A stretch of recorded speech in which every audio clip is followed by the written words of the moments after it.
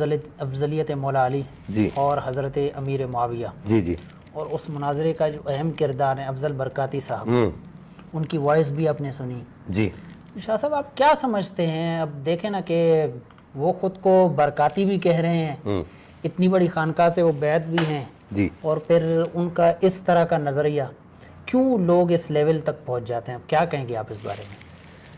بسم اللہ الرحمن الرحیم۔ دیکھیے شیخ صاحب، میں یہ سمجھتا ہوں کہ بنیادی طور پر اس طرف آنے کی جو وجوہات ہوتی ہے کہ ہمارے جو یہ جو طلبہ ہوتے ہیں دوران تعلیم، اپنے اس جو ریاضت کا جو ان کا ایک پیریڈ ہوتا ہے جس میں وہ کتب وغیرہ پڑھ رہے ہوتے ہیں، اپنے اس پورے پیریڈ کے اندر ہی وہ کیا کرتے ہیں کہ یہ جو اہل تشیع حضرات ہیں ان کی تقاریر سننا شروع کر دیتے ہیں، اور پھر اگر ان کی قسمت اور زیادہ ان سے وفا نہ کرے، یعنی ان کی قسمت اور پھوٹی ہو، تو پھر وہ ان کی کتابیں بھی پڑھنا شروع کر دیتے ہیں، ان کی تحقیقات کو دیکھنا شروع کر دیتے ہیں، اور بالخصوص اہل سنت کے اندر چھپے ہوئے جو ایسے لوگ ہیں جو اپنے آپ کو کہتے تو سنی ہیں لیکن ان کے عقائد اہل سنت سے بالکل بھی نہیں ملتے۔ حلیہ تو ان کا سنی والا نظر آتا ہے، صحیح، یعنی وہ امامہ بھی ایسا سنی والا باندھیں گے، کپڑے بھی سنی والے پہنیں گے۔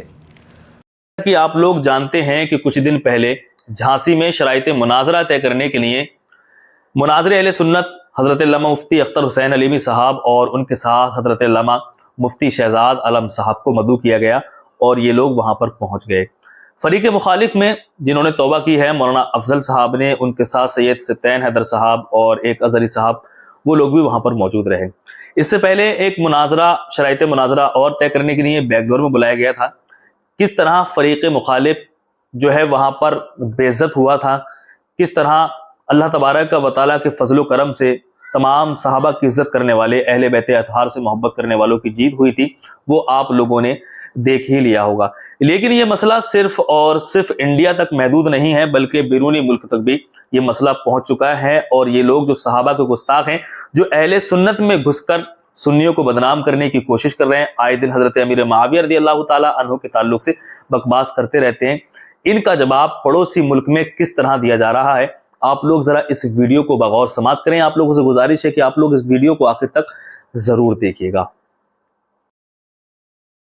اجماعی جو افضلیت کا عقیدہ ہے اس کا بھی انکار کر بیٹھتے ہیں، اور پھر حضرت معاویہ کے باب کے اندر یہاں تک چلے جاتے ہیں کہ آپ نے بھی دیکھا اس کے اندر مناظرے کے اندر کہ وہ الیاذ باللہ ثم الیاذ باللہ، وہ ایک حدیث مبارکہ جو ہے وہ پڑھ رہے ہیں لوگوں کے سامنے کہیں تقریر میں، جس کا آپ اندیا دے رہے ہیں کہ انہوں نے ان کی ایک وائس بھی سنائی گئی دوران گفتگو جو وہاں پر ایک بیٹھک ہوئی مناظرے کے لیے کہ من سب علیًا فقط سبنی ومن سبنی فقط کفر۔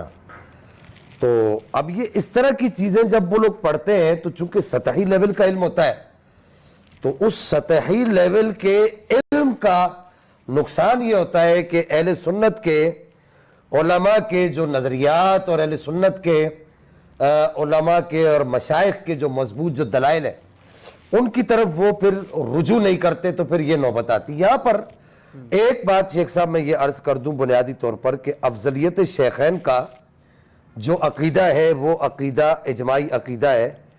اس عقیدے میں اہل سنت کسی بھی بات کی، کسی بھی شخص کی کسی بھی رائے کو تسلیم کرنے کے لیے تیار نہیں ہے۔ رہی بات حضرت معاویہ کی، تو وہ بار بار یہ کہہ رہے تھے کہ جی کف لسان کف لسان۔ اب کف لسان سے بہت سارے لوگوں نے یہ سمجھا کہ حضرت معاویہ رضی اللہ تعالیٰ وردہ عنہ کے بارے میں کچھ بولنا ہی نہیں، اگر ان کے بارے میں بری بات نہیں کرنی ہے تو اچھی بات بھی نہیں کرنی۔ صحیح، یہاں تک کہ وہ کینیڈا کے جو مجدد صاحب ہیں، وہ جو اپنے آپ کو مجدد کہتے ہیں، اور کینیڈا جا کے ان کی داڑھی جاتے جاتے اوپر جاتے جاتے بالکل یہاں تک چلی گئی، اور وہ اپنے آپ کو تجدید کا دعویٰ کرتے ہیں کہ جی ان کے جو ماننے والے کہتے ہیں کہ جی یہ مجدد ہیں، وہ بھی کف لسان کا معنی یہ سمجھ بیٹھے کہ جی حضرت معاویہ کے باب میں کوئی بات کرنی نہیں۔ اب میں یہ پوچھنا چاہتا ہوں ان سے کہ خدا کے بندو، کف لسان کا معنی اہل سنت کی کتب کے اندر کیا لکھا ہوا ہے؟ صحیح، پہلے اس کا تعین تو کرو۔ جی، وہاں جو افضل برکاتی صاحب کے ہم چربہ ہم نوالا لوگ جتنے بھی تھے، وہ اہل سنت کی کتب کے اندر کف لسان کے معنی کا تعین کر دے تو مسئلہ وہیں پر حل ہو جاتا ہے۔ صحیح ہے۔ آپ دیکھیے نا، اس کو میں سمجھاتا ہوں، اس کو تھوڑا سا میں میں چاہوں گا کہ اس کو تھوڑا سا میں ایکسپلین کروں جی کہ حضرت امام احمد بن حنبل نے فضائل الصحابہ کے اندر مناقب امیر معاویہ کا باب باندھا ہے.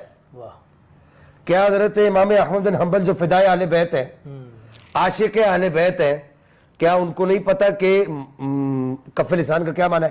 صحیح اور پھر امام ترمذی نے ترمذی شریف کے اندر مناقب معاویہ کا پورا ایک باب باندھا ہے. اب آپ اس صورتحال میں آپ کیا کہیں گے کہ یہ دونوں حضرات کو کیا کف لسان کا معنی معلوم نہیں تھا؟ اور پھر بڑے بڑے محدثین اور بڑے بڑے ائمہ انہوں نے حضرت معاویہ رضی اللہ تعالیٰ وردہ عنہ کی سیرت پر کتب لکھی ہیں. جی امام محدث ابو عمر محمد بن عبد الواحد غلام ثعلب ان کا جو سن وفات ہے وہ 345 ہجری ہے. انہوں نے حضرت سیدنا امیر معاویہ رضی اللہ تعالیٰ وردہ عنہ کی ان کا سن وفات 345 ہجری ہے. اور شیخ القراء ابو بکر النقاش البغدادی ان کا سن وفات جو ہے 351 ہجری. انہوں نے حضرت معاویہ کی فضائل پر پوری کتابیں لکھی. صحیح. آپ کیا کہیں گے کہ سنی نہیں تھے؟ ان کو کف لسان کا معنی نہیں آتا تھا. صحیح اور پھر اس کے بعد ابو القاسم السکتی ان کا سن وفات 404 ہجری ہے. انہوں نے بھی حضرت معاویہ کے فضائل پر